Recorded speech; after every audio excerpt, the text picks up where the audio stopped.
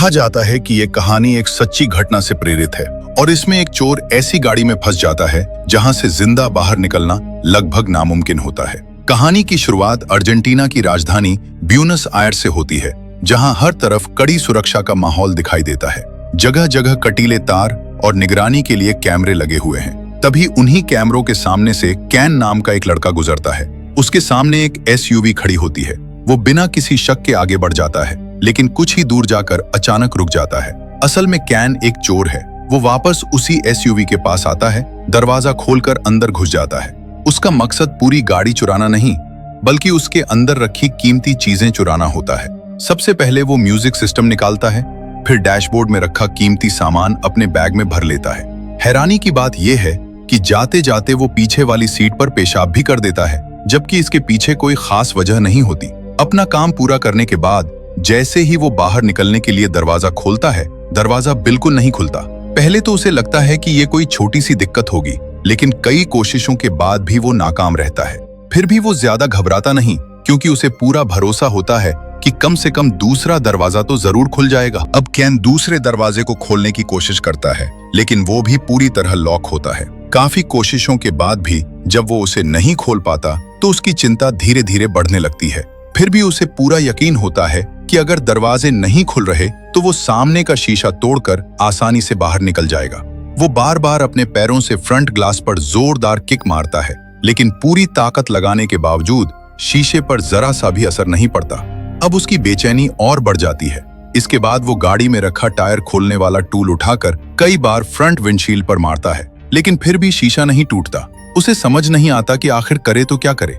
मजबूरी में वो दरवाजे के लॉक वाले हिस्से का प्लास्टिक खोलने लगता है, लेकिन इसी दौरान उसका हाथ बुरी तरह कट जाता है। अब उसकी मुश्किलें और भी बढ़ चुकी होती हैं। वो पीछे वाली सीट पर जाता है जहां पहले उसने पेशाब किया था, फिर अपने बैग से गन निकालकर फ्रंट ग्लास पर गोली चला देता है, लेकिन गोली शीशे से टकराकर पलट जाती है और सीधे उसके पैर में लग जाती है। तभी पता चलता है कि इस एसयूवी के सभी शीशे पूरी तरह बुलेट प्रूफ हैं। अब उसका हाथ भी जख्मी है और पैर भी घायल हो चुका है। वो अपनी टी शर्ट उतारकर घाव पर बांध लेता है। तभी उसकी नजर बाहर खड़ी एक लड़की पर पड़ती है और वो तुरंत उसे जोर जोर से आवाज देने लगता है। लड़की उसकी आवाज सुनकर गाड़ी के पास आ जाती है। लड़की अपने बैग से लिपस्टिक निकालती है और गाड़ी की साइड विंडो को आईने की तरह इस्तेमाल करते हुए आराम से मेकअप करने लगती है। इसके बाद वो वहां से जाने लगती है। दूसरी तरफ कैन पूरी ताकत से चिल्लाकर उसे आवाज देता है, लेकिन लड़की उसकी एक भी आवाज नहीं सुन पाती।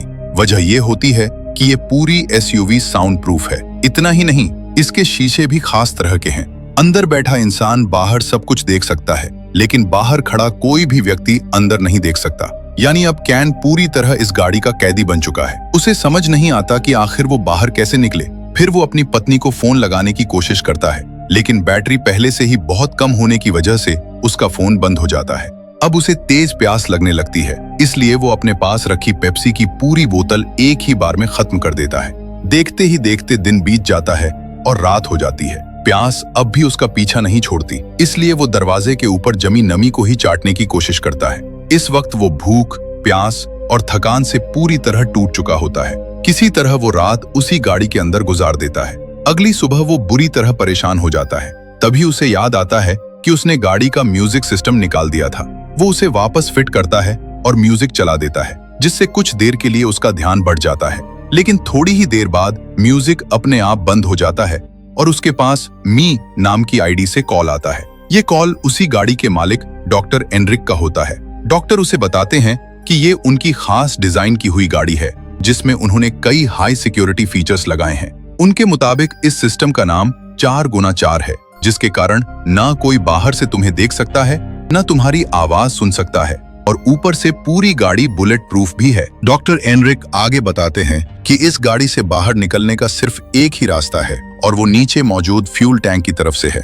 लेकिन अगर तुमने उस रास्ते से निकलने की कोशिश की तो मैं पूरी गाड़ी को उड़ा दूंगा, क्योंकि टैंक के नीचे पहले से ही एक्सप्लोसिव लगाए हुए हैं। इसके बाद डॉक्टर अपनी निजी जिंदगी के बारे में भी बताता है। वो कहता है कि उसकी पत्नी अब इस दुनिया में नहीं रही, लेकिन उसकी बेटी और नाती उसके साथ रहते हैं। साथ ही वो ये भी बताता है कि उसे एक बेहद खतरनाक बीमारी है और डॉक्टरों के मुताबिक उसके पास अब सिर्फ कुछ ही महीनों का वक्त बचा है। लेकिन कैन को उसकी बातों से कोई फर्क नहीं पड़ता। वो गुस्से में डॉक्टर को धमकी देता है कि अगर उसने उसे बाहर नहीं निकाला तो वो उसे और उसके पूरे परिवार को जान से मार देगा। मगर डॉक्टर इस धमकी से बिल्कुल भी नहीं डरता, क्योंकि अब वो पूरी तरह सनकी हो चुका है। तभी कैन कहता है कि गाड़ी के अंदर बहुत ज्यादा गर्मी है और उसे तुरंत बाहर निकाला जाए। अगले ही पल कॉल कट जाती है और अचानक गाड़ी का एसी अपने आप चालू हो जाता है। धीरे धीरे अंदर का तापमान इतना कम हो जाता है कि कैन ठंड से कांपने लगता है।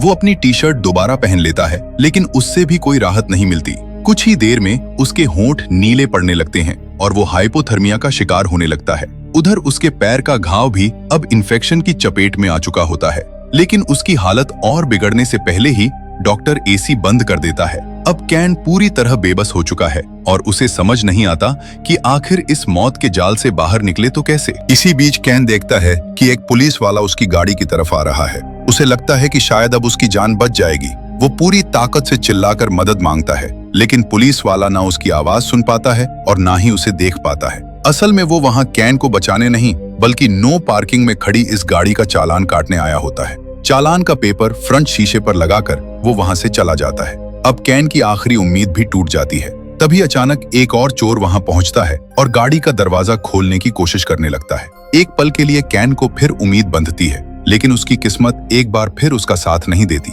आसपास के लोग उस चोर को देख लेते हैं और उसका पीछा करने लगते हैं। चोर तो किसी तरह वहां से भाग निकलता है, लेकिन थोड़ी ही देर में पुलिस मौके पर पहुंच जाती है। गाड़ी के चारों तरफ काफी लोग जमा हो जाते हैं। फिर भी किसी को जरा सा भी अंदाजा नहीं होता कि उसके अंदर एक इंसान फंसा हुआ है।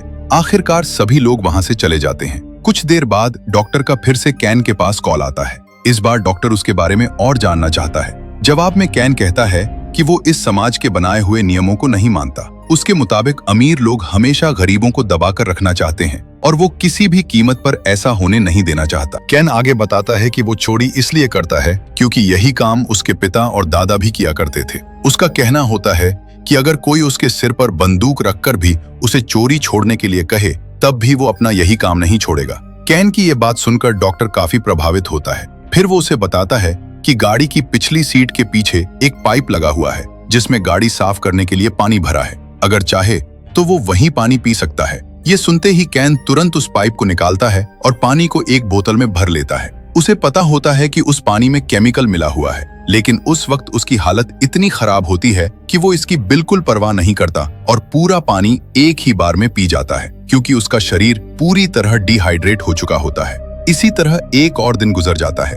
अगली सुबह तक उसकी मानसिक हालत भी बिगड़ने लगती है। अब वो शारीरिक और मानसिक दोनों तरह से बेहद कमजोर हो चुका होता है। खुद को किसी तरह व्यस्त रखने के लिए वो एक कागज पर गाड़ी के इंटीरियर के डिजाइन बनाने लगता है। भूख इतनी बढ़ जाती है कि आखिरकार वो उसी कागज को खाना शुरू कर देता है। इसके बाद उसे फिर से तेज प्यास लगती है और इस बार उसके पास अपना ही यूरिन पीने के अलावा कोई दूसरा रास्ता नहीं बचता। मजबूरी में उसे ऐसा करना पड़ता है। तभी एक बार फिर डॉक्टर का फोन उसके पास आ जाता है। डॉक्टर देख चुका होता है कि कैन उसकी हर बात मान रहा है, इसलिए वो उसे बताता है कि डैशबोर्ड के नीचे एक चॉकलेट रखी हुई है जिसे वो खा सकता है। ये सुनते ही कैन जल्दी से चॉकलेट निकालकर खा लेता है, जिससे उसके शरीर में थोड़ी बहुत ताकत वापस आ जाती है। इसके बाद वो अपने फोन की बैटरी निकालकर डैशबोर्ड के ऊपर रख देता है ताकि धूप की मदद से उसमें थोड़ा चार्ज आ सके। तभी डॉक्टर का एक बार फिर फोन आता है। इस बार वो कैन को बताता है कि वो उसके घर गया था, जहां उसकी पत्नी और बच्चे से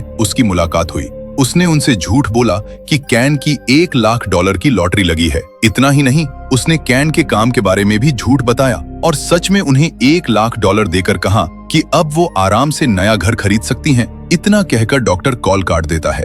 ये सब सुनकर कैन पूरी तरह टूट जाता है, क्योंकि अब डॉक्टर उसकी फैमिली तक भी पहुंच चुका होता है। तभी वो डैशबोर्ड पर रखी बैटरी वापस फोन में लगाता है और फोन चालू हो जाता है। वो तुरंत अपनी पत्नी को कॉल करता है, लेकिन सामने से कोई जवाब नहीं मिलता। मजबूर होकर वो उसके लिए एक वॉइस मैसेज रिकॉर्ड कर देता है। कुछ देर बाद कैन बार बार गाड़ी का स्टार्ट बटन दबाता है और आखिरकार गाड़ी स्टार्ट हो जाती है, लेकिन वो पहले से ही रिवर्स गियर में होती है। वो गियर बदलने की पूरी कोशिश करता है, मगर नाकाम रहता है। आखिर में वो पूरी स्पीड से गाड़ी को पीछे की तरफ दौड़ा देता है। कुछ ही देर बाद गाड़ी तेज रफ्तार में पीछे जाकर दीवार से टकरा जाती है। टक्कर लगते ही एयरबैग खुल जाते हैं, जिससे कैन को ज्यादा चोट नहीं लगती, लेकिन गाड़ी का पिछला शीशा टूट जाता है। वो तुरंत बाहर निकलता है और पास के एक पेट्रोल पंप के कैफे में पहुंचकर खाने पीने की चीजें उठाकर खाने लगता है। तभी वहां एक सिक्योरिटी गार्ड आ जाता है और कहता है कि पहले इन चीजों के पैसे चुकाने होंगे, लेकिन कैन के पास एक भी पैसा नहीं होता। मजबूरी में वो अपनी गन निकालता है और गार्ड को गोली मार देता है। तभी अचानक उसकी आंख खुल जाती है। असल में वो अब भी उसी गाड़ी के अंदर फंसा होता है।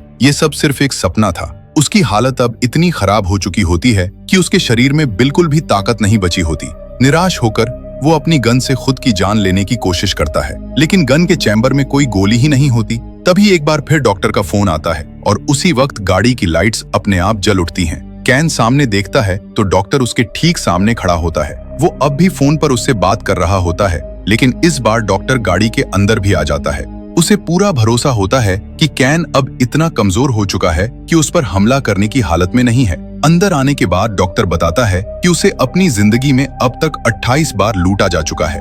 यही वजह है कि उसने ऐसी खास गाड़ी तैयार की जिसमें किसी भी चोर को हमेशा के लिए फंसाया जा सके। और अब कैन उसी जाल में फंस चुका है जहां से बाहर निकलना लगभग नामुमकिन है। इसके बाद डॉक्टर किसी को फोन करने लगता है और उसी दौरान कैन को मौका मिल जाता है। वो तुरंत अपनी गन उठाकर डॉक्टर पर गोली चला देता है, फिर किसी तरह गाड़ी से बाहर निकलकर जमीन पर रेंगते हुए आगे बढ़ने लगता है, क्योंकि अब उसके शरीर में इतनी भी ताकत नहीं बची होती कि वो ठीक से चल या दौड़ सके। उधर गोली डॉक्टर को सिर्फ छू कर निकलती है, इसलिए उसे कोई गंभीर चोट नहीं लगती। वो तुरंत कैन के पास पहुंचता है, उसे मारते हुए उसकी गन छीन लेता है और फिर से उसे गाड़ी के अंदर ले जाने की कोशिश करता है, लेकिन गोली चलने की आवाज सुनकर पुलिस मौके पर पहुंच जाती है। पुलिस डॉक्टर से कहती है कि कैन को छोड़ दे, लेकिन डॉक्टर उसे ही गन पॉइंट पर ले लेता है। वो पुलिस को बताता है कि ये एक चोर है जिसने उसकी एसयूवी चुराने की कोशिश की और उसी पर गोली भी चलाई, इसलिए अब वो खुद ही इसके साथ हिसाब करेगा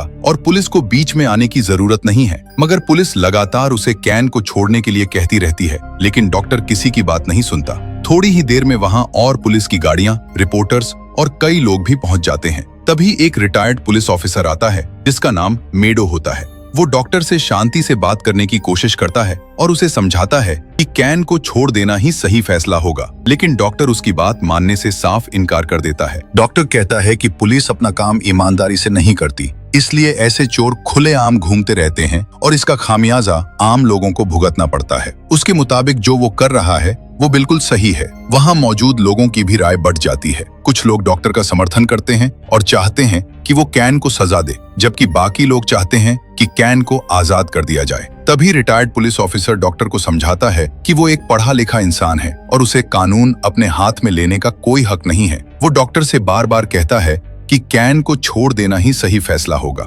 उसकी बातें धीरे धीरे डॉक्टर पर असर करने लगती हैं और आखिरकार वो मान जाता है। इसके बाद डॉक्टर कैन को छोड़ देता है। कैन किसी तरह खुद को संभालते हुए पुलिस की गाड़ी तक पहुंच जाता है, जबकि डॉक्टर वापस अपनी एसयूवी में जाकर बैठ जाता है। फिर वो अपने मोबाइल में एक टाइमर चालू करता है और अगले ही पल वहां जोरदार धमाका हो जाता है। असल में उसने पहले ही पेट्रोल टैंक के नीचे एक्सप्लोसिव लगा रखे थे, जो टाइमर खत्म होते ही फट जाते हैं। इस विस्फोट में डॉक्टर की मौत हो जाती है। ये सब देखकर कैन पूरी तरह सदमे में डूब जाता है। आखिरकार कैन आजाद तो हो जाता है, लेकिन उसने अपनी जिंदगी में जितने भी अपराध किए थे उन सब के लिए पुलिस उसे गिरफ्तार कर लेती है। वहीं दूसरी तरफ लोग डॉक्टर के बारे में अपनी अपनी राय देने लगते हैं। कई लोगों का कहना होता है कि वो एक समुराई की तरह था, जिसे अपने फैसलों और अपने उसूलों पर पूरा भरोसा था। उसे पूरा यकीन था कि जो कुछ भी वो कर रहा है वो गलत नहीं बल्कि सही है। लोग ये भी कहते हैं कि ये घटना सरकार और पुलिस प्रशासन के लिए एक बड़ा सबक साबित होगी। शायद अब इसके बाद पुलिस चोरी जैसी घटनाओं को रोकने के लिए पहले से ज्यादा सख्ती से काम करेगी और शहर में बढ़ रहे अपराधों पर लगाम लगाएगी। इसके बाद कैन को इलाज के लिए अस्पताल ले जाया जाता है, जहां उसका उपचार किया जाता है। इलाज पूरा होने के बाद उसके खिलाफ कानूनी कार्रवाई शुरू होगी और उसने अब तक जितने भी जुर्म किए हैं उनके हिसाब से उसे सजा दी जाएगी। यही थी इस फिल्म की पूरी कहानी, जो एक सच्ची घटना से प्रेरित बताई जाती है। उम्मीद है आपको ये कहानी पसंद आई होगी।